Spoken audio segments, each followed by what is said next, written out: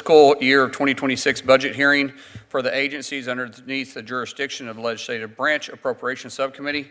This is my first hearing with the Appropriations Committee, and I'm grateful for the opportunity to serve as chairman of this subcommittee.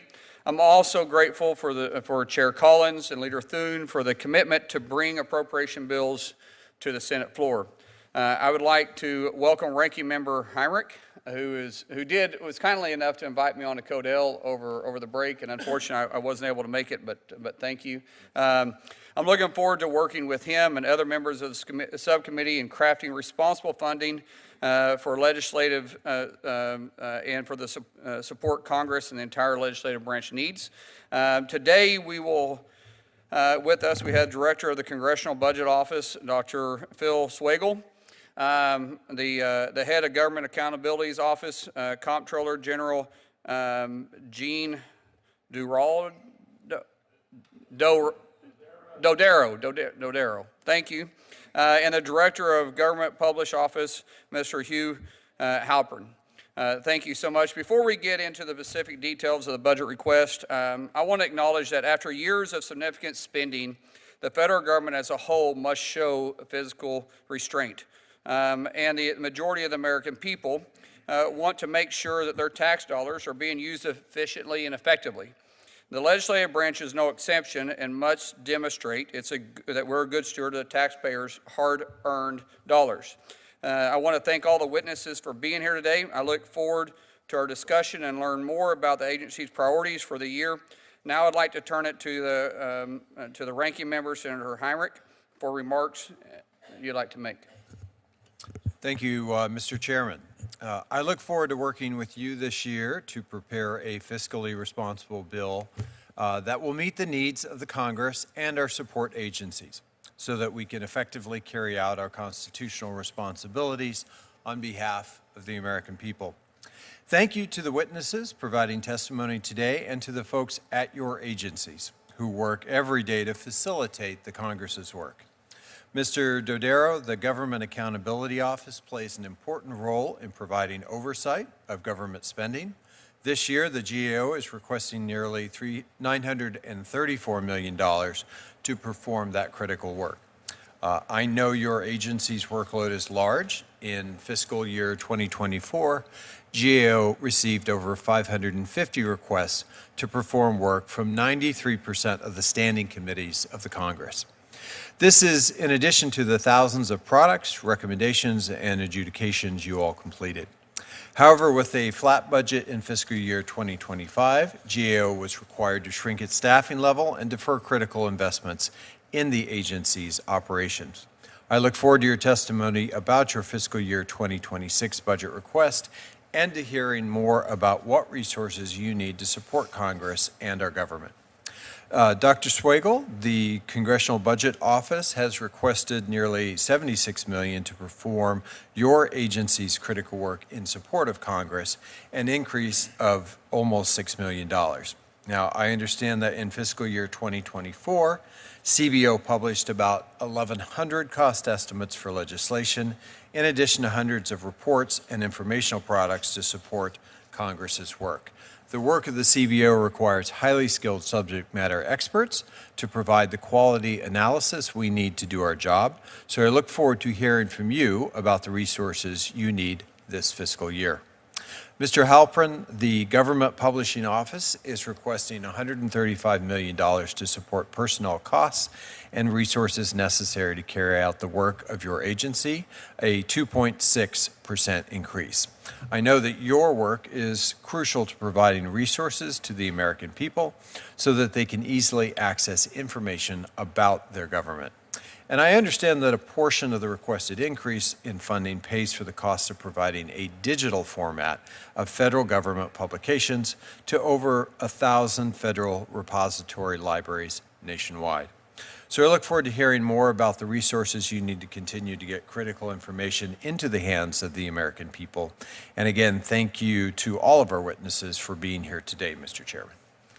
Thank you, Senator Heinrich. I want to remind everybody that we do have a timer, and I will be strict on it. I'll be strict for the Republicans as much as I'll be strict to our witnesses and to the colleagues in the Democrat Party. Everybody's time is important, and so we have 5 minutes. I would kindly ask all of our witnesses in your statement, when you notice you're about 20 seconds up, look for an ending, because at 5 minutes I'll begin to tap the gavel, okay? So with that, Mr. Swagel, you're up first. Hey, thank you. Thank you, Chairman Mullen, Ranking Member Heinrich, and members of the subcommittee. Thank you for the opportunity to present the CBO's budget request. As you said, Mr. Chairman, CBO requests an appropriation of $75.8 million for 2026. That's an increase of $5.8 million, or 8.2% from the amount that was provided in 2025 and the same amount that was provided in 2024.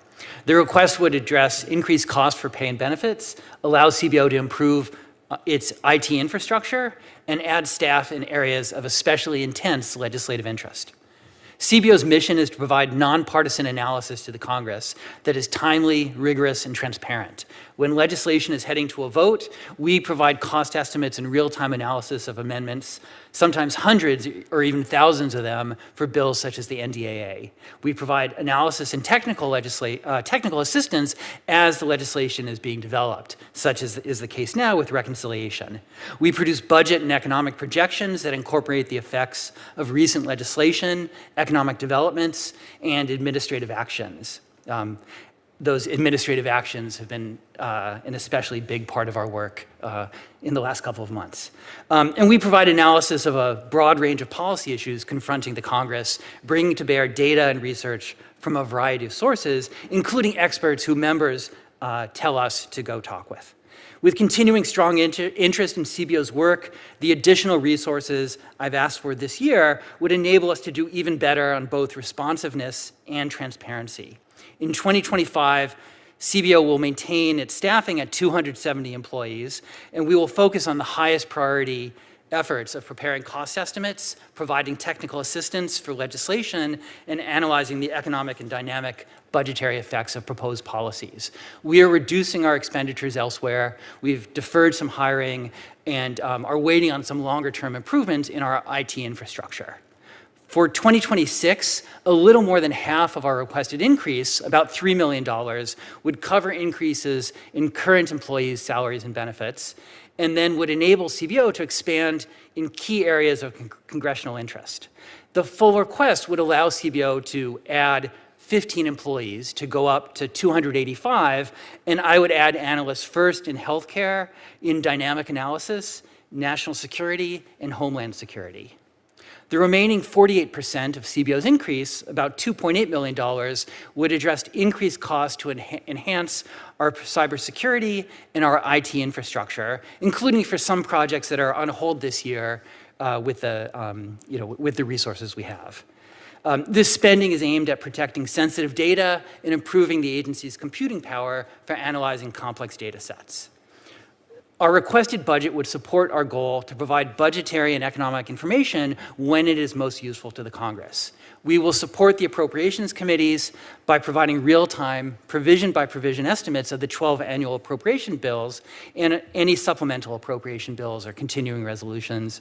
We will also respond to thousands of requests for technical assistance and preliminary estimates, often on quick turnarounds as committees craft legislation. We will provide hundreds of cost estimates as required by statute, and for nearly all of them, provide them before a floor vote. We'll also publish dozens of statutory or requested reports on a wide variety of topics, from opioids to immigration, Navy shipbuilding, wildfires, many other things. And then we offer help in person, by phone, video, to member offices as you and your staff craft legislation. In summary, to achieve our goal of being as responsive as possible, CBO requests an increase of $5.8 million. With your support, we look forward to continuing to provide timely and high-quality analysis to the Congress. Thank you again. I'm happy to answer questions. Thank you, sir, and thanks for being efficient with your time, too. I guess that's what CBO is supposed to be. Appreciate you setting the standard. Sir, I'm going to say this one right this time, so don't correct me. Let me do it right. Okay. Dodaro. Dodaro. Correct? That's correct. Okay. Mr. Chairman. You're up. Thank you. Absolutely. I'm going to call you Gene by the time this is over with, by the way. Gene is fine. And then if I say Gene, you can call me Mark Wayne. We're good. All right. That's a deal. All right. That's a deal. Mr. Chairman, good morning to you, Ranking Member Heinrich, Senator Rounds. It's a pleasure to be here to talk about our request.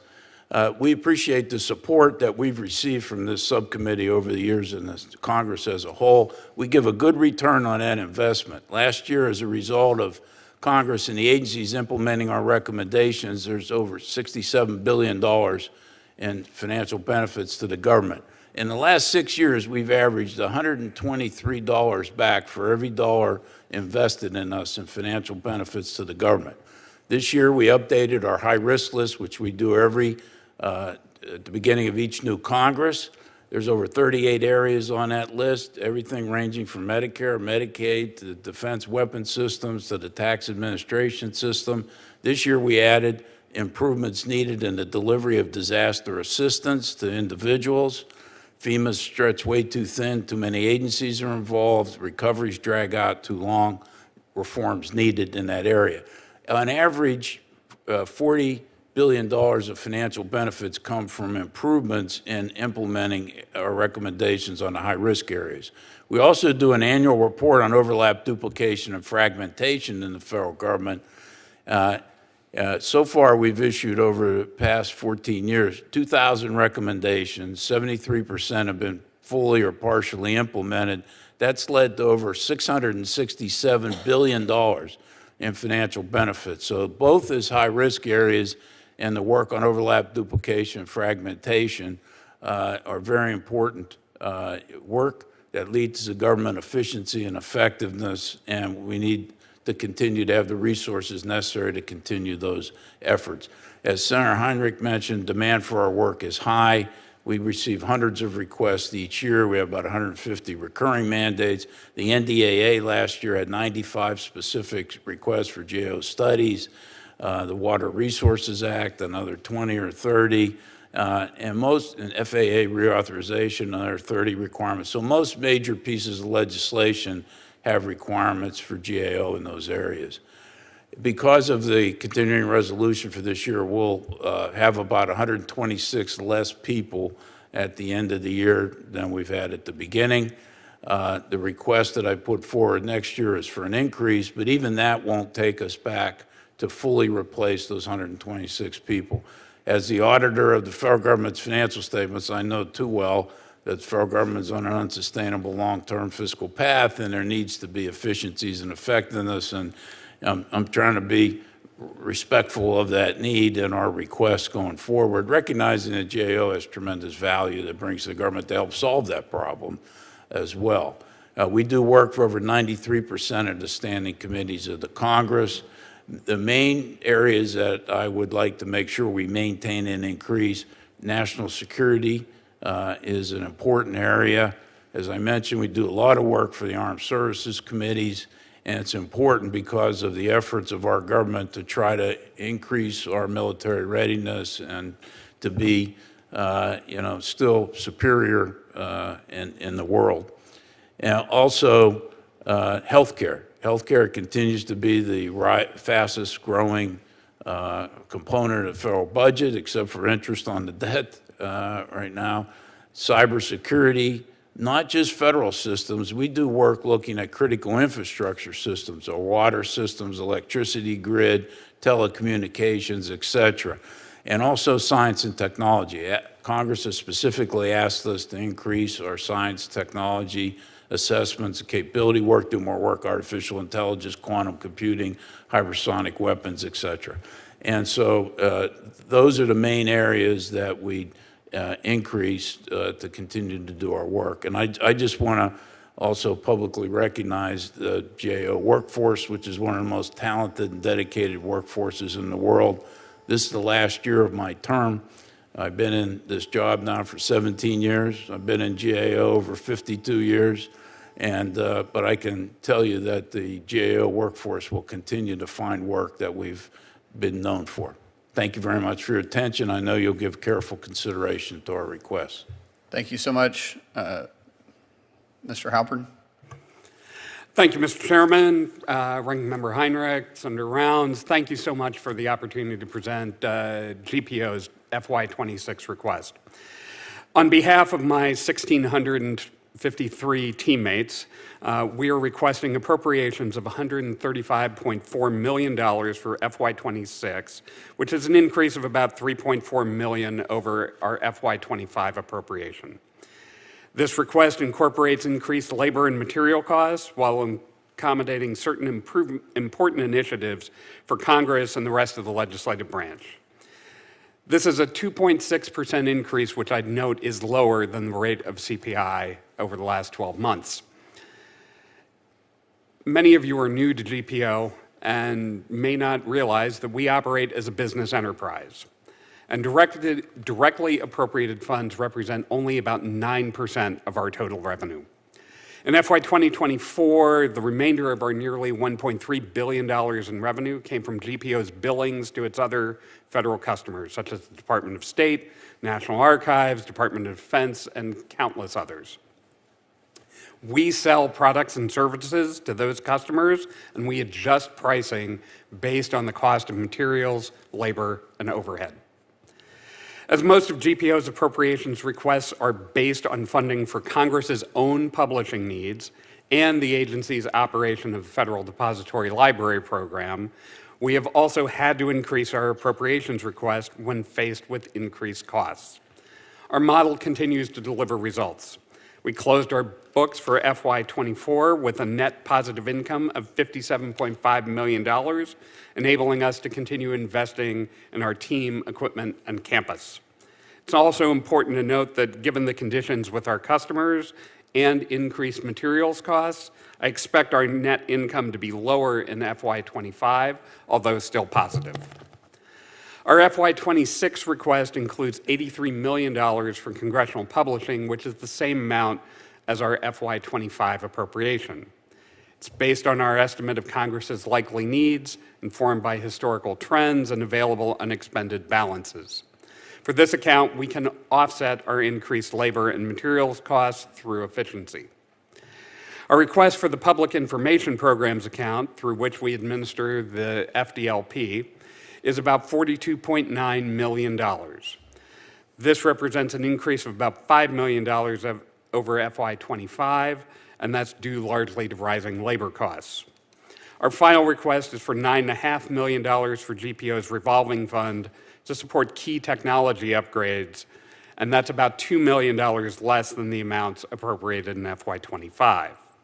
About 40% of that amount will support continued development of XPub, our next generation composition engine. We're continuing to push forward with the final stages of development for XPub for bills, resolutions, and amendments. To date, we're on track with the first phase of user acceptance testing with the Senate, and the House began testing last month. While I don't have a firm deployment date, we are continuing to make significant progress with our customers to deploying this critical piece of software soon. The remainder of our revolving fund request is for funds to support GovInfo, our online trusted digital repository. The data in that system supports the Library of Congress, Congress's own bulk data efforts, and dozens of other federal agencies, enabling Americans to access government information digitally rather than in print. The system receives more than 142 million requests a month, and the subcommittee's past support has allowed us to add 260,000 document packages during the last fiscal year. Chairman Mullen, Ranking Member Heinrich, Senator Rounds, thank you for this opportunity to present our FY26 request and for the support you and your staff have extended us in the past. I look forward to answering any questions you may have. Thank you so much. Since I'm here until the end, no matter what, I'm going to defer my questions at the beginning, and I will turn it over to Senator Rounds. Mr. Chairman, thank you for the courtesy. I most certainly appreciate it, and I will be brief with my Q&As as well today. First, thank you all for being here today and preparing the testimony for us to review.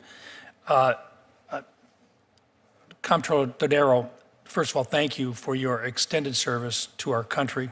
Your contributions have been noted, and they are appreciated. We've seen an explosion in federal agencies experimenting with artificial intelligence, often without clear oversight frameworks in place, recognizing that it is a moving target and that there is no way that it's going away. It's going to be here. And our government will be using it just like the private entities in our country will be using it, and our adversaries will be using it. I'm just curious, sir, has GAO conducted or planned a comprehensive review of how agencies are adopting AI tools, particularly to guard against waste, cybersecurity vulnerabilities, or mission drift?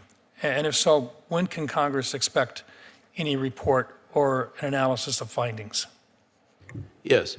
Since 2018, we've issued over 50 reports dealing with artificial intelligence, its use in the defense arena, its use potential in accelerating drug development, for medical diagnostic purposes and others. We've done the first inventory across federal government of all the use cases that have been put in place. We just issued a report on generative AI and the healthcare and the human effects on the potential workforce. So we're constantly doing work in the AI area. I think it's very important. We've also developed a framework for how to audit artificial intelligence algorithms in terms of the data governance structure, because as you mentioned, it's a moving target. So you're not auditing anything static, particularly in a generative machine learning environment. So we have a robust program. We've tripled the number of people we've had at Congress's urging in the science and technology area. So we've got experts in AI now and large numbers. And I'm very pleased with our program. I'd be happy to provide our plans to the committee, as well as for the record the reports that we've issued in these areas. Thank you. And I'm going to turn to Director Swagel now. Given the rapid advances in technology and the economy, is CBO developing internal capabilities to model how emerging technologies like AI could impact federal spending and revenues over the next decade? And if I could, between the two of you, explain to me the differences between your missions, specifically with regard to how we look at AI and the development of an analysis of AI and whether or not we're being effective in its use within the government. Okay, sure. Good. Okay. So we're looking at technology and AI, and the biggest direct impact on the federal budget would be through the overall size of the economy. That if the technology improves, if AI contributes to increased productivity, that will make all workers more productive. It will mean the capital we have is more productive. There will be more GDP and more revenue and a lower deficit. And we've done lots of work on the effects of increased productivity on the deficit. The challenge is understanding where exactly AI fits into the economy and the payoff. And there's lots of analysis. For us, still, it's a little bit too soon to say, okay, there's this bonus from AI, or the economy is bigger as a result of AI. So we're watching that, but we're not there yet. I'll say two last things, and then I'll stop. We're looking at the impacts within the economy, what it means for workers in different parts of the country. In terms of us versus GAO, in a sense, we look forward. We're looking at what's the projection over the 10-year window, what does AI mean for legislation, and GAO would tend to evaluate backwards, not in a negative sense, but what has happened, and they would make recommendations, whereas we would not. What you're saying is they deal in facts and you deal in projections. There's a sense in which that's right. I mean, we try to judge what the facts are and what does it mean for the future, but there's a sense in which that's right. I think a slight modification to Phil. It's not just past, it's present. We're doing real-time auditing what's going on right now. Now, in AI, a big role that we're going to play is the quality of the data that the agencies are using. From our auditing on an ongoing basis across the spectrum of federal government's operations, I can tell you the quality of the data is not good. And so if you don't have good data going into these systems, you have to worry about bias, you have to worry about accuracy, you have to worry about unintended consequences that might occur. So that'll be a big focus of our efforts. And are their investments actually paying off in producing reliable outcomes that can then make sure that they're carrying out their program objectives? Thank you. Thank you, Mr. Chairman. Senator Heinrich. Thank you, Chairman. Mr. Dodaro, GAO receives more than 100 new report mandates a year, plus another 150 reoccurring mandates. In addition, GAO is responsible for informal technical assistance and resolving bid protests. Add to that oversight and auditing of federal programs within the federal agencies. How does GAO's budget request help the agency handle its current workload and any new mandates that are coming down the road currently? Yes, we maintain active conversations with all the committees across the Congress on what their highest priorities are. So we have a good sense, and we reprioritize as events occur, like as administrations start new initiatives, or there's a change in the environment, for example, a natural disaster, or there's a global conflict, or there's a pandemic or some other event that happens.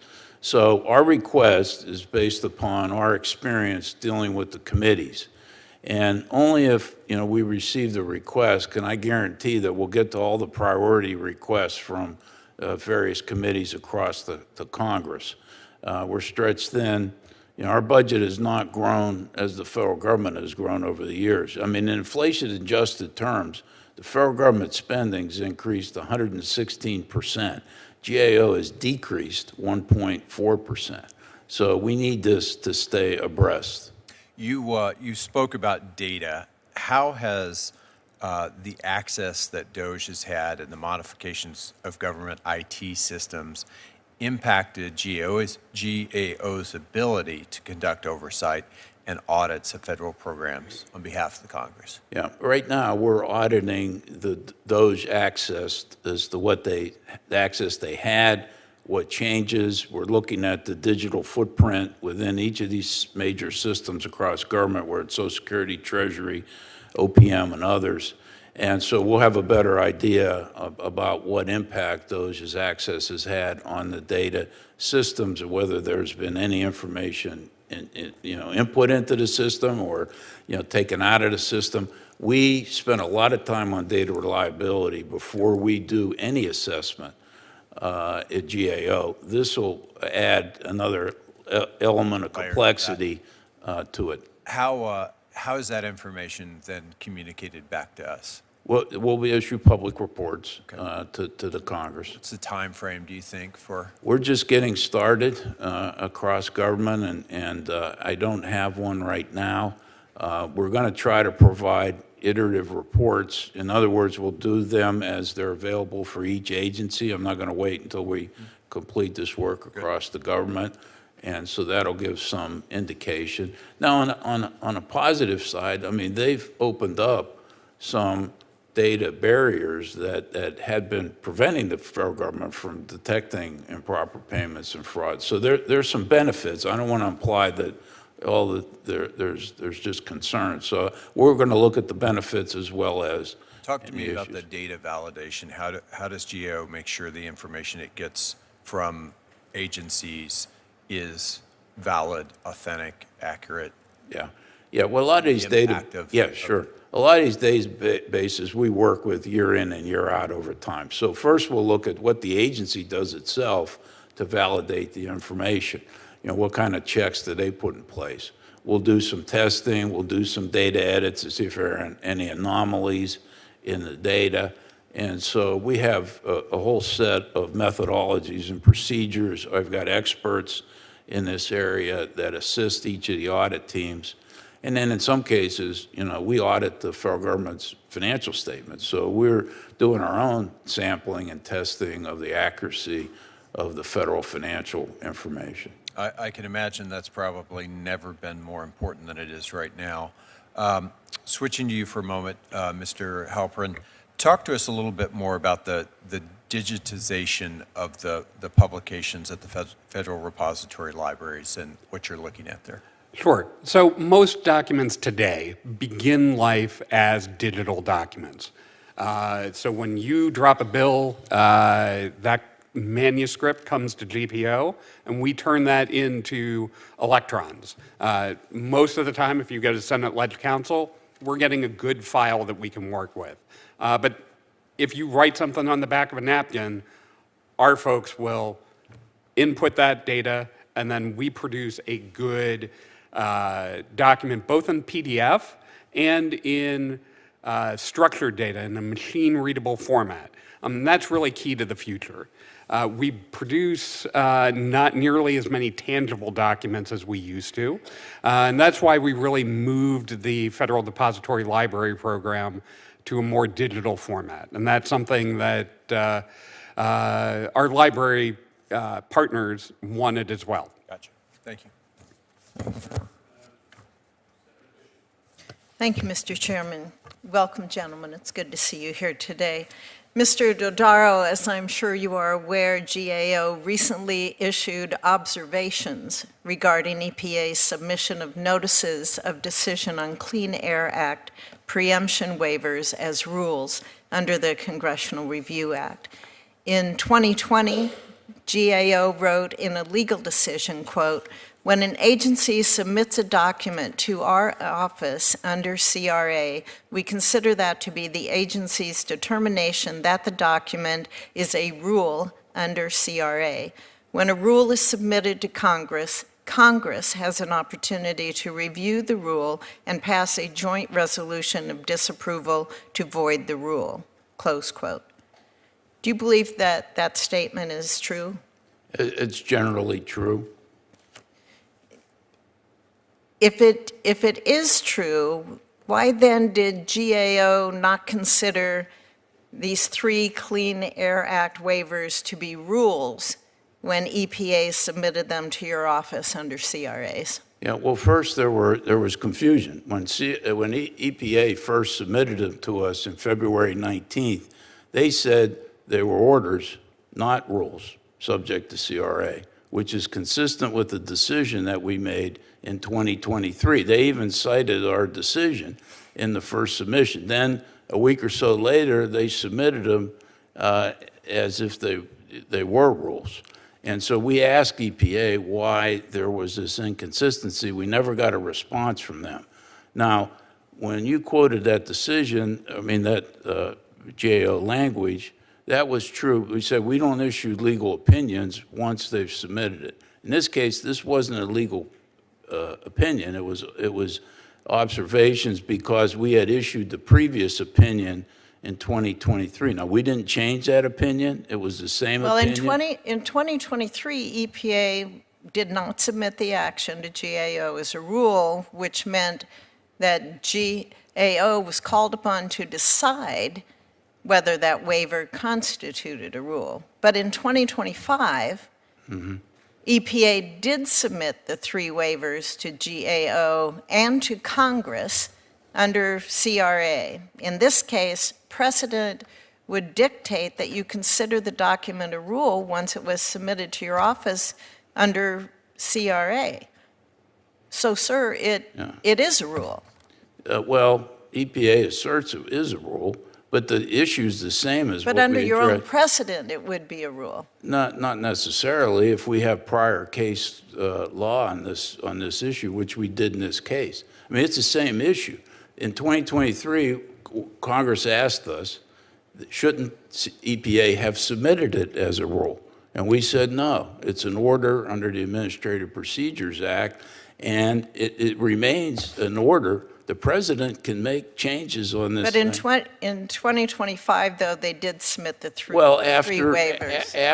After they submitted it saying it wasn't the rule. But- they submitted it both ways. And all I'm And saying- most recently, Yeah. they submitted it as a rule. So if you have a precedent saying that agencies have the primary responsibility to determine which agency actions meet CRA definition of a rule, an additional precedent that says that when an agency submits a document to our office under CRA, we consider that to be the agency's determination that the document is a rule under CRA. Doesn't that make it pretty clear that Congress should decide when using the CRA as appropriate after an agency submits that document? Well, in this case, certain members of Congress had questions about it in terms of our case law. So we have an obligation to inform Congress of our views on these particular issues. And I would, say also that our decisions are not dispositive on the Congress. They're advisory. Congress can overrule our legal decisions. And, Well, I just believe that we're looking at a completely different scenario than 2023 when you're dealing with an agency action that was not submitted to your agency. It was submitted to us twice, as I said. Once as an order and then once as a rule. And then again this year, sir. Yeah. Well, again, this year it was submitted twice as an order and a rule by EPA, within a week of one another. I'm not talking about 2023. I'm talking about twice in 2025. And I can understand why Congress had questions about it and ask us, well, what do you think? And I don't, we're in business to help the Congress and inform them based upon our work. That's all we did in this case. I would disagree with you. Thank you. Thank you, Mr. Chairman. Thank you for your time. Sir, we'll stay with you. I just got a couple of questions, if you don't mind. How many employees right now work for you? A little over 3,500. 3,500, and what do you feel like the need is? I think we need to be at least at 3,700. GAO used to be over 5,000 people. There was downsizing in the 1990s. And we also didn't have the same technology we have today. Yeah, no, that's true, but the government was a lot smaller then, too, than it is now. And you have a request of how much increase? $122 million? That's correct. And what's your total budget? Total budget right now is $811 million, almost 812. So you're going to be approaching $1 billion.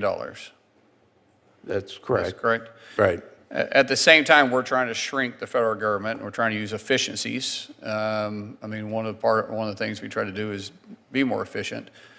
What type of technology are you using to try to offset this? And I use this from let's just use real world, right? Our payables and receivables office doesn't have near as many people in it as it used to. Mm-hmm. Our payroll department doesn't have near as many people in it as it used to because of the new technology that's available to us. Right. And I would say most of the research and accounting offices around the country have shrunk considerably. So what type of technology have you changed to be able to absorb that, to be able to help your efficiencies? Because we're cutting all across the government. So it's hard for us to justify $122 million increase, which is roughly 15% for GAO. Right. Well, I think the first justification from our request comes from the fact that we returned to the government $123 back for every dollar invested. Now, how many people in your office do you have that specifically, because I've heard you quote that now 3 times, work on that specific issue to tell us how much money you spend, you return back to us? Well, we actually use estimates from CBO and the Congress. We use third-party estimates. But how many people do you have in your staff that's designated just to provide that number to us? Every team does it based upon their own audit work. It's not any central group that does it. They compile it. There's maybe one person there that compiles the numbers as part of a lot of other responsibilities. But it's everybody in GAO's job is to try to be more. I do hear what you're saying. The issue that we're having here is that we're not going to be able to increase it, and so we've got to get more efficient, and that goes for every agency. We've got to get more efficient, and we're asking the executive branch to be more efficient. The executive branch is becoming more efficient. We have to do the same. Yeah. One thing that this committee could do to help us in our efficiency is to have the agencies that we audit provide the information more quickly and reliably to us, and because we can then do work a lot faster if the agencies are cooperative. Sure. Mr. Halpern, can you explain to us what you're doing to become more efficient with the taxpayer dollars as funding? Sure. So we're trying to automate processes where we can. Some of our requirements are that we support older processes. So for instance, as I was explaining to Senator Heinrich, if you write a bill on a legal pad, I have to be able to take that and turn that into good legislative text. That requires people to do it. We are getting more efficient when it comes to the actual printing. So for instance, we've changed from offset printing for our daily publications to digital inkjet printing, which means I have much smaller crews manning those printing presses. Now, you mentioned multiple times in your statement that you operate as a business, We do. and you have customers. We do. On those customers, are they competitive bids, or are you kind of assume the one and only supplier for the needs for printing? It depends. So, for instance, the U.S. passport, our single largest product, we have one customer. That's the Department of State. And But I mean, you're not bidding against outside private groups to do this. we are not, because the security requirements for that document are such. And I say that because you operate like a business, but yet you have an appropriation request plus an increase on it. What keeps you from just adjusting your prices to actually cover your costs? Because if you're operating as a business, then you should have the ability to adjust your costs to be able to make sure it's not costing the taxpayers any extra funding other than to the agency. The appropriations request covers three things. It covers Congress's own printing needs. Congress decided that it is easier to appropriate those dollars to us directly than to have us bill them per page. So that's $83 million of that request. Because I'm over time, I'll come back. I want to be respectful of my time, just like everybody else's. I'll turn the question over to Senator Murray. Thank you very much, Mr. Chairman. Thank you to you and Senator Heinrich for holding this hearing. Really important for our ability to be able to write our appropriations bills. So I appreciate it. And I want to thank each of you and all your staff at your agencies for your really excellent support that you provide to this committee and to Congress. You know, from day one, President Trump has unilaterally frozen or contravened critical funding provided in our bipartisan laws. Those actions by Trump and Russ Vogt have really wreaked havoc for our families and communities across the country. That is really not what the Constitution envisioned. Congress has the power of the purse, period. Our presidents cannot pick and choose which parts of a law that they can follow. So Comptroller Dodaro, I wanted to ask you, you have testified that GAO is investigating the Trump administration's efforts to block federal funds as potential violations of the Impoundment Control Act. What is the status of those investigations? We have right now 39 different investigations underway. We're trying to get the information from the agencies about what their legal position is for not expending the money.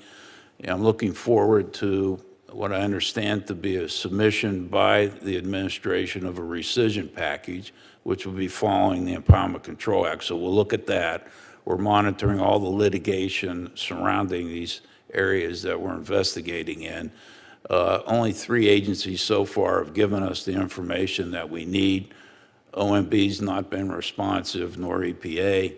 A number of other agencies are due to get us information this week or next week. So I would imagine starting next month after we look to see what is in the rescission package, obviously. Next month is in May. Yeah, pardon me, yes. Okay. Yeah, so starting of them. Some, you know, the ones, they won't all come at once. They'll come as we collect and analyze all the information. What options do you have if you don't get timely or responsive information from the federal agencies? Well, we'll have to make decisions then on our own based upon the available information. Some of it will be in the lawsuit filings that we're following right now, and then we'll have to go forward doing this. We had to do this in the past in Interior Department, which didn't respond for a long period of time. Congress put in language then, after that experience, in the appropriation law requiring Interior to give us information within a certain period of time. I would suggest respectfully that that be included in this year's appropriation bill specifically as it relates to Impoundment and Control Act decisions, that they're timely in responding to us. We can give you a reasonable time frame. And more broadly, a provision of general cooperation, giving GAO access to the information we need in our audit issues, because this will address the chairman's problem, question about us being more efficient. We can only be as efficient as we can get the information from the agencies. And also, we've had, in some cases, we give agencies up to 30 days to respond to our draft reports. Sometimes they drag on longer. Okay. Well, I appreciate that, and we, Congress, really rely on GAO's expertise as a nonpartisan expert watchdog. So we appreciate your work, and I'm going to stay on top of this. Look forward to working with you on that. Mr. Swagel, Republicans are, as you know, moving full speed ahead with the reconciliation package, promising to deliver more than $5.3 trillion in new tax breaks for billionaires and large corporations. And at the same time, some Republicans have promised that Medicaid, which is a lifeline for our kids and seniors, is safe. But the reality is Republicans can't keep both of those promises. I want to examine this with you. The Republican reconciliation instruction directs $880 billion in cuts within the House Energy and Commerce Committee, which has jurisdiction over Medicaid, Children's Health Insurance Program, or CHIP. You responded to a question from House Ranking Member Brendan Boyle and Frank Pallone in March regarding spending within the House Energy and Commerce Committee's jurisdiction, excluding Medicare, which Republicans say is off the table. In your response, you said over 10 years, Medicaid outlays will account for 93% of baseline budget projections for energy and commerce. Is that correct? Yes, that's correct. And if you add in CHIP, is it fair to say you are now talking north of 95%? That's right. Once you take out Medicaid and CHIP, there's only $381 billion still in the current baseline. Okay. So looking at Table 1 in that March 5th letter, is it fair to say the remainder is nowhere close to that $880 billion? That's correct. In the letter that we sent to Mr. Boyle and Mr. Pallone, the dollars after Medicare, Medicaid, and CHIP are much smaller than the instruction. Yeah. Okay. So just for the record, I just want to say it would appear to me to be impossible for Energy and Commerce, the committee with jurisdiction, to reach the spending cuts required under the Republican reconciliation instructions without cutting Medicaid or putting Medicare back on the table. Thank you, Mr. Chairman. Thank you. Mr. Heinrich, I understand you've got a couple more questions. Mr. Dodaro, what was the ratio again of dollars invested in GAO to dollars saved? For the last 6 years, it's $123 back for every dollar invested in GAO. Do we have any data at this time to suggest what the ratio might be from the activities associated with DOGE? Not at this time. We'll have to take a look at it. They've used some of our reports and have said that they are working to implement some of our open recommendations. We estimate that our open recommendations that Congress or the agencies haven't addressed yet could save up to $208 billion. We issue about 1,400 new recommendations every year. We always follow up on those areas. But how much relates specifically to those, I'm not sure yet. How can we facilitate that information? How do we? Well, I expect that we would receive a request asking us to look at their claims for savings at some point. We've not yet received that, but I would imagine that would come at some point. We're tracking it in terms of how they're using our open recommendations so that we can show the results of our work and the impact our work has. If what they're doing beyond implementing our recommendations, we'd have to look at and validate, their So, estimate. for example, if you have a buyout of a federal employee, you have to back that value out of the so-called savings, right? Well, absolutely, and also if the person becomes unemployed, the federal government has to pay unemployment benefits. needs to There's a be lot as well. there are a lot of put and takes in these things that you have to look at to have a total estimate, because you have to look at the end of the day, what's the net cost? Exactly. I'm looking forward to GAO's analysis of that. You said three agencies have been responsive with respect to the Impoundment Control Act issues. What three agencies are those? Ed, I can tell. Which? State Department of Transportation. State, transportation, and Those are the two. there were only two Well, or two three. of them had, one of them had two. Oh, one of them had 2 requests. So it's state and transportation so far. So EPA has No. not been responsive? No. How about Department of Energy? They're working on it. I'm also outreaching to, as I normally do, I meet with the new cabinet officials and the heads leadership of agencies. I'm due to meet with Secretary McMahon this week. I'll talk to her about that. I had problems with the last administration, the Education Department. They weren't very cooperative, so I'm hopeful that that'll change. What about Interior? Interior, so far, has not responded, but I'm going to outreach to Secretary Bergman.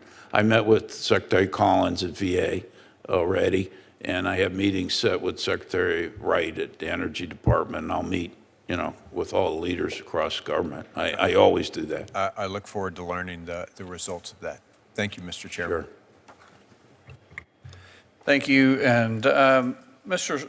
Swagel, I didn't have time to ask you any questions the first time, so if you don't mind, how many CBO, or how has CBO been able to absorb the significant increase in cost estimate workload? If you could explain the operational improvements that have helped with that in your employment and employees that you have there. Okay. Yeah, no, thank you. And the number of requests, both the formal cost estimates and the informal technical assistance has gone up. We've done it really in 2 ways. One is by focusing on the prioritization, and we take our prioritization, from the budget committees and the leadership and the committees of jurisdiction. And we look to them to say, what should we do first? Within the agency, we've shifted to more flexibility within our staff. So we'll have staff who will cover multiple areas that we can shift people around when there's something that's especially urgent. We've done that also in part by shifting to younger staff and hiring staff right out of college who are more agile than some of our older staff. So that might answer my second question then. Congress is always changing, and we're changing rapidly. Really, it depends on the flavor of the month, what's in the news cycle. How do you adjust for that? We try, in a sense, to get there before you do, to figure out, what's coming and have our analysis ready. Sometimes we do it. Sometimes we don't get there. There's some things that are perennials. So healthcare is our biggest substantive area.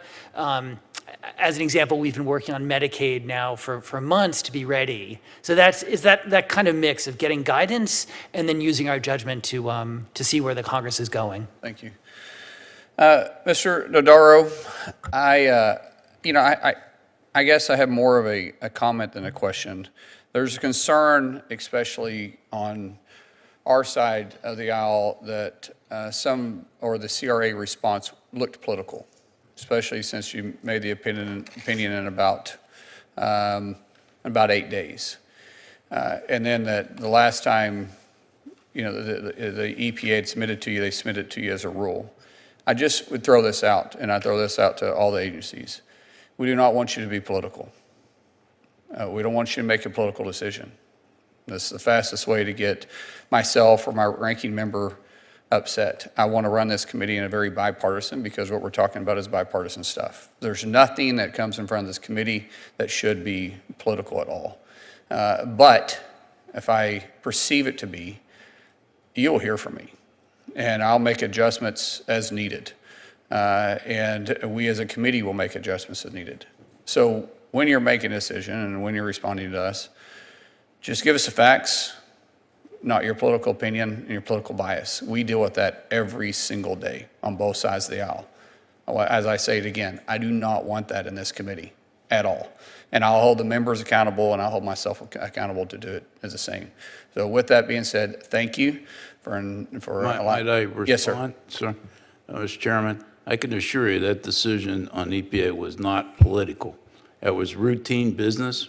We get a question about a prior decision that we made. We didn't change the prior decision. We gave a summary. I know there's appearance issues, but I can assure you, I've been in this job now, as I said, for 17 years. Mm-hmm.